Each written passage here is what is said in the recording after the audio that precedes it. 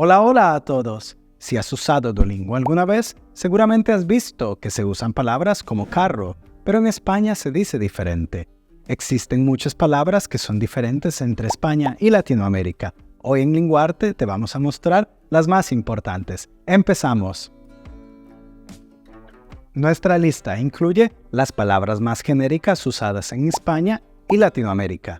Pero es verdad que existen muchas palabras diferentes en distintos países de Latinoamérica. En primer lugar tenemos la palabra ya mencionado, coche, en España, y carro o auto en Latinoamérica. Piso en España, apartamento en Latinoamérica. Ordenador en España, computador, computadora en Latinoamérica. Billete en España. Tiquete en Latinoamérica.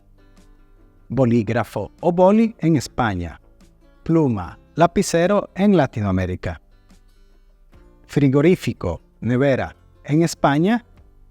Refrigeradora en América Latina. Patata en España. Papa en América Latina. Zumo en España. Jugo en América Latina. Camarero en España. Mesero en América Latina. Entre el vocabulario de la ropa se dice calcetines en España, medias en Latinoamérica, sujetador en España, brasier o ajustador en América Latina, bragas en España, calzones en Latinoamérica. Algunos verbos distintos son conducir, se usa más en España, y manejar en América Latina. Coger en España y tomar en Latinoamérica. Enfadarse en España. Enojarse en América Latina.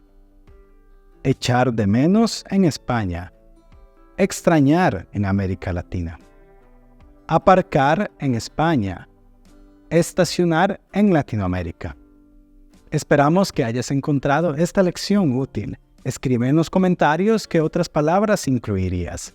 Continúa practicando español con otro de nuestros vídeos y recuerda suscribirte. ¡Adiós!